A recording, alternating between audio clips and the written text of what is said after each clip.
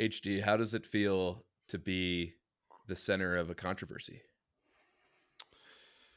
The best controversies are the ones you're not even aware you're at the center of. Yeah, So and well, I please bring that inform up me. because Fletch, you were not here the week that we talked about whether you stand or sit when you do number one on the toilet. And I have gotten tons of messages over the past couple of weeks from people who I've never even met or know of who have wanted to passionately explain their point of view on uh, on whether they sit or stand. And the conclusion that I've come from the controversy is I'm right, but I've made really poor points to back up my argument. Um, I've had a couple people come up to me and say, "Hey, is everything okay with McKenzie? I heard he sits when he goes to the bathroom." So I'm just glad we have Fletch here now that we can really get a third opinion because Yeah. when it's 1v1, we always need a tying vote. So, Uh, Fletch, here's the question. Hit me. Do you sit or do you stand? That's not an easy answer. Come on. Okay, it's actually very easy. I stand, but I do know the benefits of sitting, and it relaxes not only the bladder and the prostate region, um, but it relaxes the mind in a completely different way and allows for complete drainage of the bladder. Wait, no, because that's my point. Is it doesn't allow for complete No, drainage. no, When no. I Sitting sit, I does. have to go to the bathroom another like in 30 more minutes. It's like I'm a third of No. the way empty. No. Also, how can you make peeing more of a special activity? If you're sitting, then you can sit there and reflect, and you can sit there and contemplate. And you can't do that when you're standing. When you're standing, you're just too much in your machoism to really compartmentalize and think about other things. Can you imagine there was ever a point like let's go back to our ancestors, hunter and gatherers. Can you imagine They if they sat. No, sat down to They pee? sat. no, they crouch. They were just some grade A crouchers. They'd like go behind a bush. Dude, this girl told me a story last night on how she literally was in Thailand and just crouched in the middle of the street and took a poop. Y'all must have been having some type of conversation. She opened up to me. She opened up to me, and that was I kid you not. I did not know the story was going there. And she's like, "Yeah, I had to go so bad. It was in the middle of the street, and I let one go." And my response was, did you have proper material to like wipe or anything? And she's like, "No, I had to run back to my hostel and then just take a shower, and then I threw out all my clothes." And then I think the real question was, did you go the next morning to see if it was still there? Well, this is And pivoted from. We swore we weren't going to talk about poop this close to the holiday. We swerved, man. We did, which is really funny. Right before hitting record, HG made sure, guys, don't talk about poop right before the oh, I'm holiday. sorry. I'm sorry. I didn't hear that one. HG, you might have had a little too much peanut butter in your mouth. That could have been, yeah. Yeah. Did you All get right. coffee delivered to you? Was that what you had to do? Be honest. No, I did not get it delivered to me. Oh. But I'm having my first housewarming party tonight. Christmas Wow. cocktails at the Kimberly. So I'm excited. I've been trying to get the place in order. So, it's been a busy day. What's the theme? Christmas. Not poop. Pretty innovative. Because regardless of when you may be listening to this episode, it is December 22nd on our end. So we're in the holiday cheer. I can just smell it on Fletch's face. Definitely. Are you going to do any activities or games? Because I feel like people coming over to a Christmas gathering, they'll kind of like frolic around for a little bit and maybe go over to like the hot cocoa and like eat a half a cookie. And then by that point, after one lap, they're looking for activities. Right. Which is why I have Christmas trivia. First question. Oh How my. old is Santa? Timeless. Oh. Ageless. Oh, okay. On that note, You guys ready to jump in? let's do it. It's gonna be alright. If you can give your community permission, especially with wind, it can go a long way. I feel it in my heart. And only from that place of peace can a relationship truly be reconciled. When I saw the first, The sun is shining bright. but if I stop and create a little space, then there's that room for a response. Then I can actually check in with myself. It's gonna be alright. It's gonna be okay. Let it go, carry on. Let it go, carry on. Welcome back, everybody, to the Dudes with Feelings podcast. I am McKenzie Beeby, and I am joined here by the two hardy men themselves, Fletcher Barnes and Mr. I'm in the middle of breakfast right now, Henry Davis. Good morning, good afternoon, and good night. We have a little bit of a different episode with you guys today. It'll be a little shorter, but we're really going to dive into the topic of reflection. And reflection is something we take extremely seriously here at Blue Marble, and something that we all partake in. And this year, we're kind of inviting our audience into the process that we do in order to reflect on the year. So, HD Fletch, my first question on this is, why is reflecting at the end of the year an important thing to do? I mean, I immediately am drawn to one of my favorite quotes. And Fletch, I know we've talked about this, and it's, I used to think that the quote is, experience isn't the best teacher. Reflecting on and learning from that experience is the best teacher. That it's not just enough to have these collection of experiences. We all experience things, right? But we're not all growing at the same pace. And I believe the difference between those who are experiencing and just continuing to live or stay stagnant, and those that are experiencing and actually transforming and growing from those experiences, is reflection. Are you taking the time to slow down and think about and extract the lessons from the life that you're living?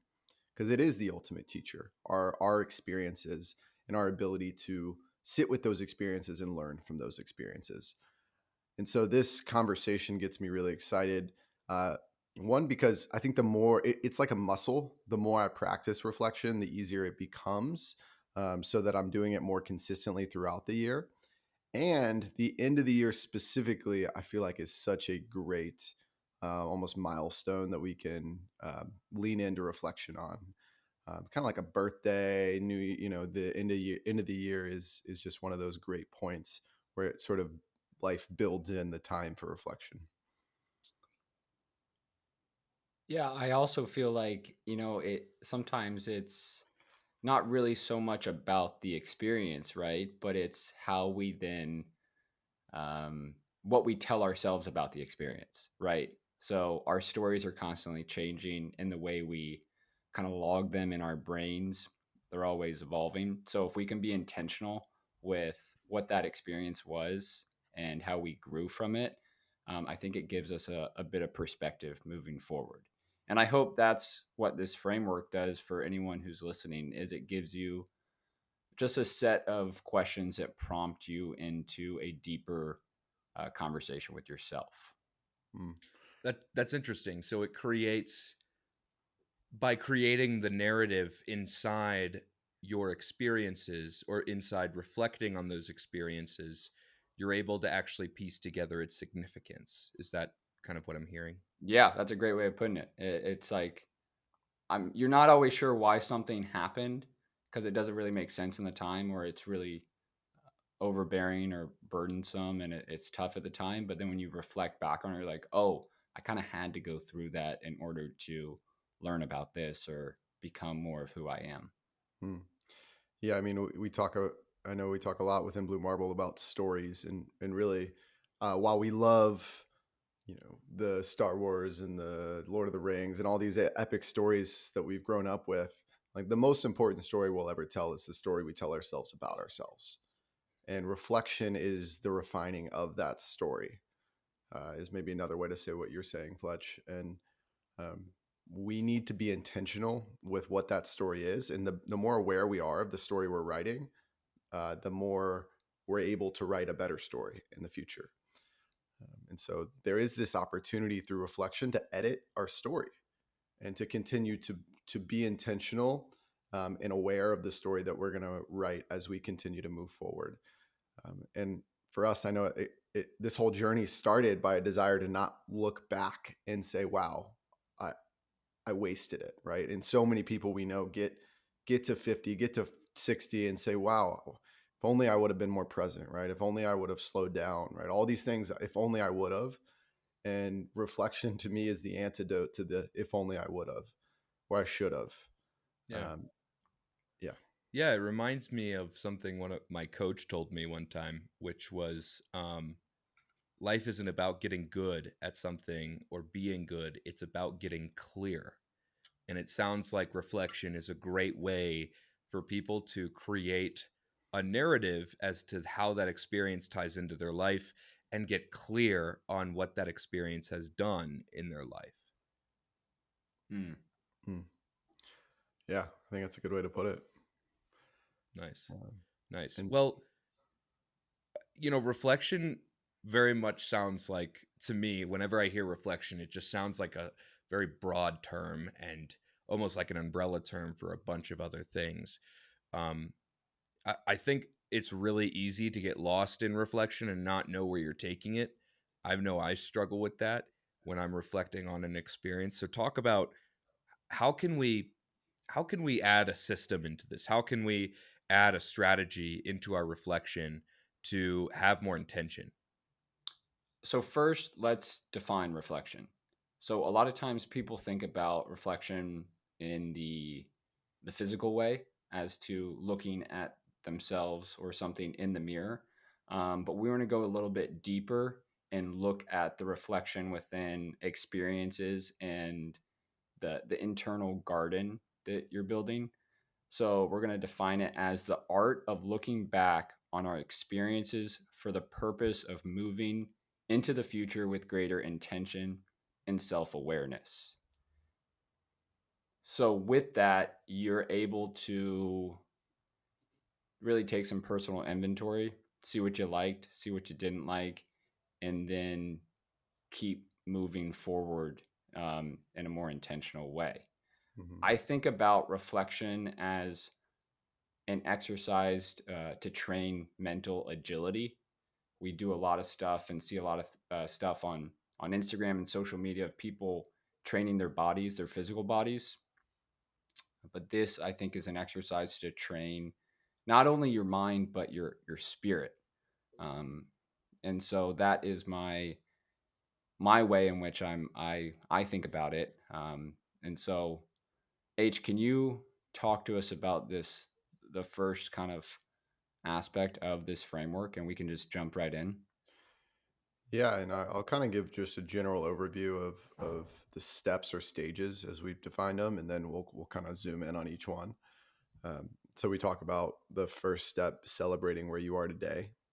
The second, taking a holistic inventory of your year. The third, consider your areas for growth. And then the fourth, cast a vision for the next year. So with that in mind, the first step, and I think it's really important we level on this, looking back is hard. It's a lot easier to look ahead because there's more hope in the future than often in the past, because the past has happened. It's set.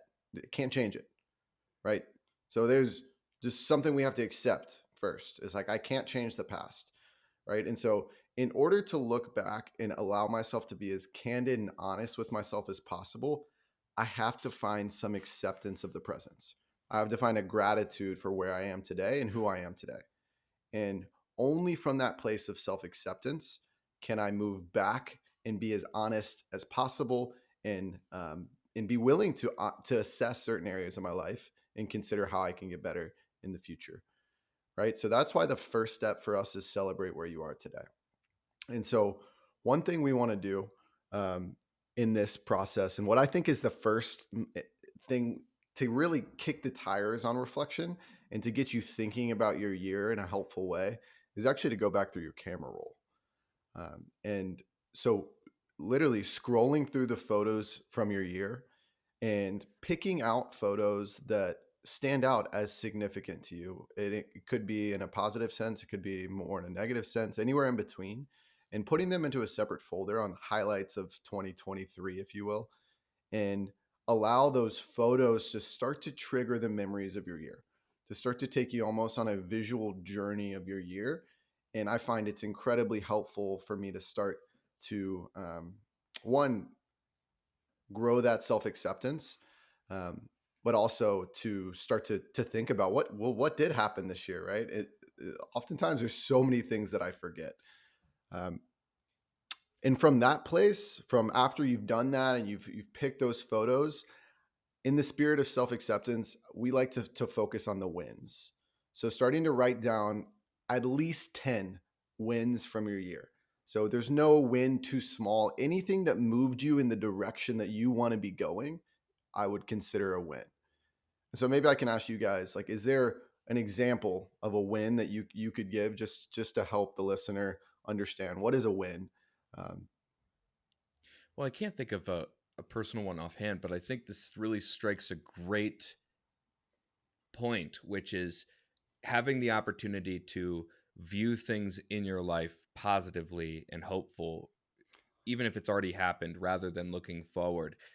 I do think a lot of, especially men, struggle with looking at their past optimistically, like through the lens that you've described, HD. So doing this work and like really reflecting on those on things to celebrate is like a really interesting approach. And I'm just now kind of like rewiring my understanding of how to look back just by this one first step here. But Fletch, what about you?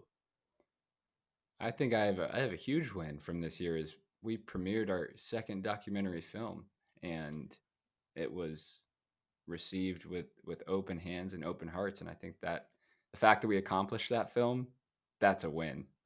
Yeah, I totally forgot that came out this year. Yeah. But if you were going through your photos, you would have seen all those photos from the Right. premiere, and you would have remembered, right? The photos help big time. And, some people don't take as many photos. So however, you can go through your bank statements, you can go through, if you're a writer, go through your journal, any way in which you feel like you have documented or will help trigger certain memories. I think that is the important thing here with the camera roll. Right, HD, is that kind of Yeah, how you're I think saying it? I think you're right on with that. And in that same spirit, once again, like we're getting planted in gratitude for where we are in the year we had before we start to get really honest on areas for growth. Right? That's the goal of this first step, celebrating ourselves where we're at today. And so the once we've done the wins, we've looked through our photos, we just invite you to think about 3 times you were at your best this year. And I know that may be a little tricky, but as you're going through those photos, maybe there's a couple moments, and maybe it was for you, Fletch, at the premiere and that Q&A after, right? Not to speak for you, but like just thinking about moments where you really you felt connected to your best version in a year. Nice. For me, it starts to help me think about, well, what is me at my best? What does that look like? And if I can think about those moments where I felt like I was there, chances are there's some additional learning in that. There's something about that environment or those people or that day, the way that I woke up, my morning routine that day. Is there something that I can extract so that I can think about how I could be at my best more next year? And for those of you who are listening right now, if you want access to this whole structure, you can find it at our Substack at bluemarble.substack.com. For those of you watching, you can kind of see some of the steps that we're going through. But for those of you listening, if you want something for reference, just head over to our Substack. Cool. Yeah, no, we'll put that in the show notes. Okay, so anything else you guys want to mention on this first phase? No, I think you covered it. I think the important note here is really just putting on those glasses of gratitude and taking off any sort of judgment and being willing to give yourself a little bit of love here, so then you can go into the next 2 phases of this framework. Yeah, and the next one that you guys wrote out is take a holistic inventory of your year. So, Fletch, I don't know if Fletch or HD, whoever wants to talk a little bit more about that. Um, how does that work? What's the process in that? So I think it's really funny because I think a lot of times like in our the way in which our society works is we're always treating something like a sickness. We'll go to the doctor if we're sick. And I think a lot of times things can be a little bit more preventative. And I think something we try to incorporate here at Blue Marble is this idea of zooming out, right? Taking a holistic perspective on our health. So if you break down health and break down wellness, there's all these little sectors that affect our life, right? And affect our health overall. So what we did is break down all these different components that we feel like are important to our overall health. And once again, through a non judgmental eye and a non judgmental lens, you go through each one of these sectors and give yourself a score 1 through 10. And be honest, there's no point of BSing yourself or sweeping things under the rug. That doesn't help anyone. So honesty and being candid with yourself is key. So Interesting. HD, So I'm seeing, I mean, just to interrupt really quick, Fletch, I'm seeing a yeah, bunch of different sectors here. So I'm seeing financial, emotional, spiritual, occupational, mental, physical, and relational. Am I missing any? Is that all of them? Yeah, no, that's it. That's I right. think you hit it. Yeah, And as Fletch said, right, just to get a general overview, go ahead and rate yourself 1 to 10 on these. Don't make it mean so much. And then from there, we've written down questions 3 to 4 for each category, which is intended to just help kick the tires on your reflection for each specific one of these categories. Um, one of the things you can do, one, we recommend reading the questions and actually flushing this out. But either way, the idea is to just spend some time thinking about where you're at and how you did this year. So if these questions feel like they're a little bit too much for you, then maybe you just spend 5 minutes journaling on each one and reflecting on, like, how was my financial health this year? How was my emotional health last year? How was my spiritual health, right?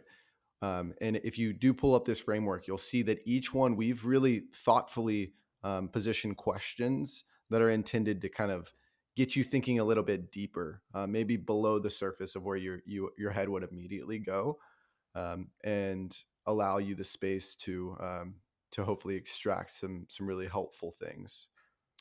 and I think sometimes life will take you in certain directions, and you have to put more energy into one of these sectors. For example, if you're needing to provide for your family or yourself in different ways, and you've had to give more time and energy to your work, maybe that grew your score and your work and your finances grew a lot, but then you realize, oh, I kind of let my physical health and my spiritual health kind of fall to the wayside. So it's about having that perspective and then figuring out what is your plan and path moving forward, and how can you start to incorporate a certain practice, whether it's a 5 minute meditation, prayer, or something to create a little bit more balance moving forward, because that's something that we believe will create a happier individual, is creating more balance with these different sectors. Nice. So this is kind of like you're being your own doctor in a way. You're looking at the things that are working well and trying to diagnose the things that could have areas of improvement. Yeah. Yes, exactly, Mackenzie. I like that. It's almost the white coat. You can put on your own white coat here and look at yourself and look at these different sectors. And some of them are a little hard, right? And so that's why these questions are supposed to prompt you, um, and hopefully help you with where you can go and how you can take it. So, HG, do you want to go through some of these questions, or do you want to just provide them all in the show notes? Yeah, I think in the show notes, maybe I'll ask you guys. Do y'all have one you're especially excited to dig into out of these categories, or is there a question that sticks out to you? Yeah, for me, I would say that I'm really pumped to go through relational. I think I spent like a good amount of time by myself in certain aspects of the year. I made some decisions really for me. Um, and now I'm feeling like I really want to start to be a little bit more intentional with the people around me and the people in my life, and making sure that I'm nurturing relationships in my life, and making sure I'm designing and building my life with those relationships really valued and close to me. So I think relational health is something I'm going to give some extra love and attention to. Hmm. Yeah. That's interesting. I mean, I look at some of these questions, and yeah, they can be kind of hard to answer at first glance. It definitely takes some time to get deeper and deep enough with yourself to be able to say, okay, yeah, who did impact me this year, and why? Yeah, man, these are tough questions to answer. Yeah, this relational one on who's someone that are you taking anyone for granted in your life right now? That one really hit me, and has certainly made me think about some people that have clearly had that impact on me, and maybe there's an opportunity there to actually let that person know. Um, so that's certainly one of the positive things I think that's come out of this, is a desire to express gratitude for those people that sometimes I don't even realize how impactful they've been for me. Um, Interesting. yeah. Okay, so we've done our audit, right? We've done our audit in all the different aspects of our lives. Where do we go with reflection from here? Yeah, so this idea, I'll read this quote just to continue to emphasize this. This is from a certified practitioner of counseling, and she's awesome. Her name's Kristen Wilson. She says, "Looking inward may activate your inner critic, but true self reflection comes from a place of neutrality and non judgment." Right. So just continuing to recognize, right, we can do this and we can be honest with ourselves without judging ourselves. And that can be a hard balance to strike, but that's what we're looking for here, especially as we move into the third part of this, which is considering your areas for growth. And so there's questions in here that are meant to kind of trigger that reflection that can be difficult. And a lot of times I find that I've heard it said that it takes almost 10 positives to replace one negative if we hear people say things about ourselves. And a lot of times when I look back, the first thing I see is negatives, right? Which is why we started with the positives.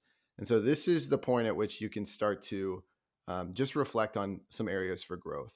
So some of these questions are: write about 3 times you were living beneath your personal standard this year. What were my biggest roadblocks and challenges this year? How did I overcome them? What's a lesson I learned this year that I'll take with me in the future? It can be more than one. What steps did I take to enhance my personal growth this year? So things that are really intended not to pick ourselves apart, but to honestly reflect on how we can be better moving forward. Which And of these? that's, yeah, no, I was going to say, I think it's really important to, you put on the lens and the glasses of gratitude, and you have this level of acceptance. And right, the word "and" comes into the picture because you want to be moving forward and trying to um, better thyself, right? And better looks so different for each person. It doesn't mean you're trying to outwork or outperform the person to your right or left. You're merely looking inside of yourself and seeing what better and growth looks like for you. Um, and so it's really balancing this idea of being content and having appreciation for where you're at, and also feeling like, wait a second, like, you know what? There are some things in my life that I do want. I have some aspirations and some dreams to, um, reach this goal. So you're not throwing away your goals or anything like that, just because you're content, right? Um, but with some of these questions right here, this is where it gets tricky and it gets hard, right? And I think sometimes we don't know for ourselves. So I think for me, this is where I would probably reach out to a close friend or someone who is very close in my life and start having some sort of dialogue and see if they could illuminate a blind spot for me. Because sometimes we don't always know and don't always have that sort of ability to see where we have messed up or have really succeeded in our own lives. That's a scary thing to do, but you're right. It's so helpful. Just to ask the people that really know us best, hey, how could I have shown up better this year? As a friend, as a brother, as a lover. I mean, it's scary, but the courage, stepping into courage in that area, I mean, it's so insightful. You're exactly right, Fletch. Nice. I mean, okay. Wow. Okay. So essentially now we're getting to, we've done the positives. We've done our audit in all the different categories of our life. Now we're looking at the challenges we experienced and really fleshing out how can we grow from those experiences. I feel like we're getting a wider view of how our year went. And so where do we take all of this information that we've been reflecting on? What is the kind of the last step in this process? So all of that is data, right? It's all personal data that we can then use to move forward and cast a vision for the year to come, which is 2024. And when you look at your roadblocks, you look at your challenges, you look at all your wins, you start to project, right? You start to look at your year, and if you could kind of script out your perfect 2024, what would it look like? Um, so some of the questions we have listed here is, what are you looking forward to in the year to come? I think having stuff to look forward to creates a higher level of happiness and joy within. Um, what are 3 areas of growth? So it's like taking what you learned about yourself and seeing how you want to move forward with that. And H, you want to work through the last couple of them? Yeah, and I mean, even just before this, I think Fletch was pushing me on this question that I want to add in here, which is like, what do you want this year? And being willing to write down 3 to 5 things that you really want this year, and it could be a romantic partner, it could be to get that boost in your career. Thinking through based on that full inventory you did, what do you really want to step into this year? Um, some other things. What are 3 to 5 values that will guide your next year? And they shouldn't sound. It's not about making them sound all fancy and. But really, just what's authentic to you? What lands with you? What are those values that can really guide you? I think one for me that this year has been fun, and like that sounds like something a kindergartner would say, but it lands for me. I want to have fun. I want to take myself less serious. So it's just an example. It needs to be authentic to you. This isn't for anyone else. And then HD, go ahead.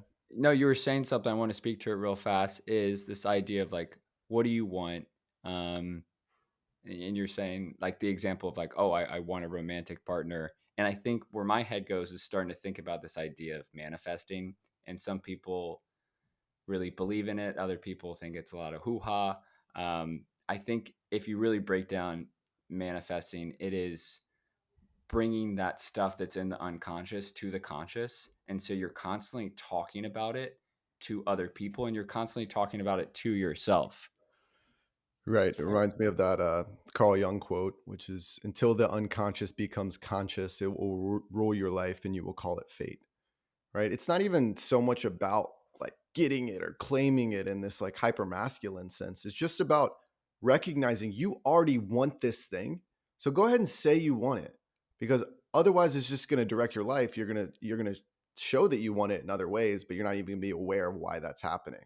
So it just brings greater self-awareness for you to be able to be aware of that. And yes, I tend to agree, Fletch. It also increases the likelihood of it happening.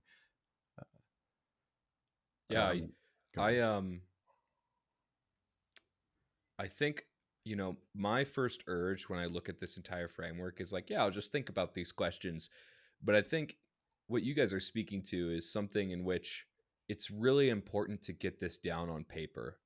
And it's really important to actually make this an intentional activity rather than just something to think about for the year, because being able to get that data down and reflect on that data and then be able to kind of create almost your vision for what's coming up in 2024, it feels as though by doing that you're able to organize how your year went and what you're truly looking forward to in the year to come, rather than just kind of like, oh, I kind of want this, but this Right. could get in the way, this could, like, making it less fluid, making it less cloudy, I think is a great uh, way to get more clear. So I just from this, like, it's like I would encourage everyone to make this an intentional activity. Sit down with a journal or with this printed out and start answering these questions. Um, Yeah. Yeah. And all of it really leads to this last point, which is the mantra, mission, or word that can serve as a guiding intention for the coming year. After all of this work, I think we can really sit down. Some people like one word. I personally like a well-written mission statement for my year ahead. But something that can really land with you and serve as a guiding light as you move forward into the next year. That's sort of where we want to leave you in this framework. Nice. And guys, we know this is work, and treat it as important work, and it shouldn't feel overwhelming. If it starts to feel overwhelming and overbearing, take a break, go for a walk, go do something light, um, drink some tea, because at the end of the day, the energy that you have for it will then kind of bleed into how you then reflect, and then that will then bleed into the way you're really trying to paint your year moving forward.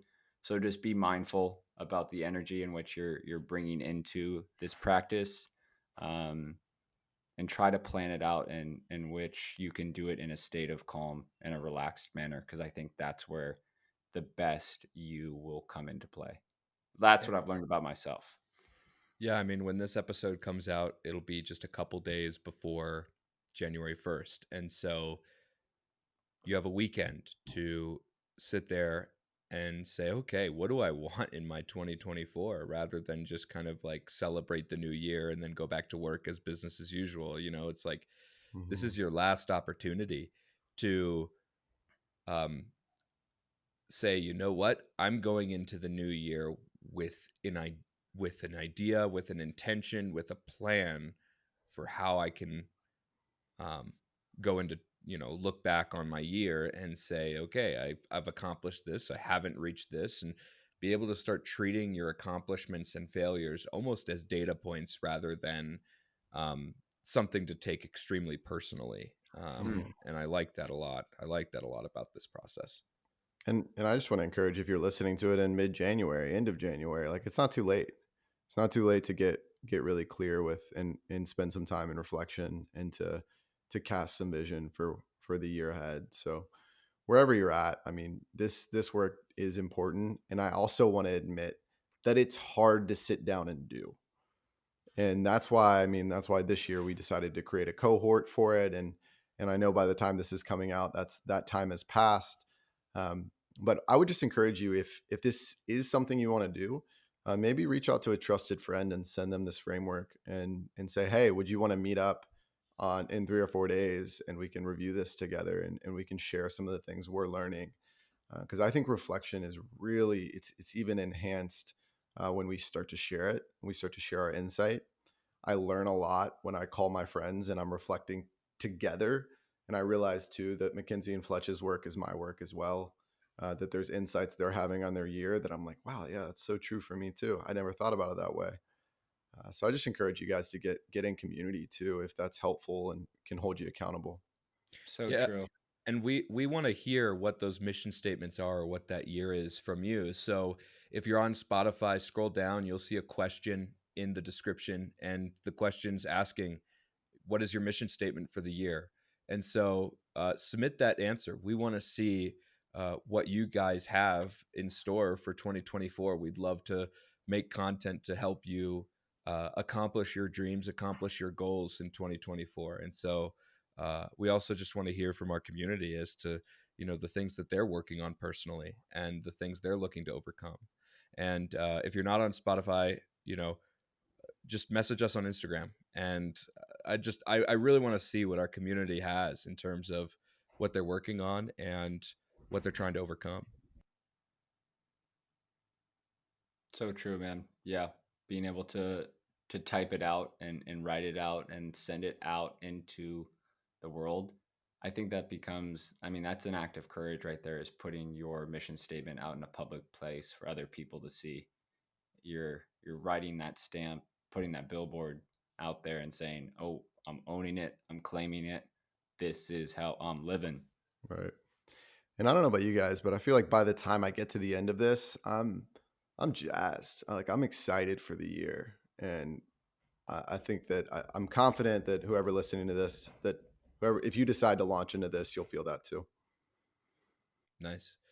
Well, Fletch, Henry, parting thoughts? Reflection is probably one of the greatest antidotes, one of the greatest teachers. Prioritize it. I would just leave you with one more quote.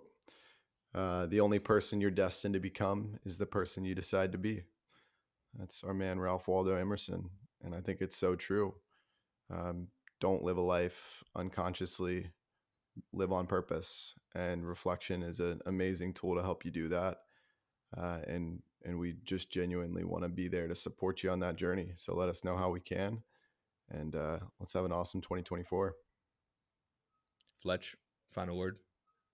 Toodaloo. Thanks for listening, guys. We really appreciate you sticking with us. And if you're enjoying this podcast, it's super helpful if you can rate it. Wherever you listen, just review it. That's how people discover it, or send it to a friend. That would be a wonderful Christmas gift to us. And we so appreciate each of you. Hope you have an awesome holiday, and we'll see you next week. Peace.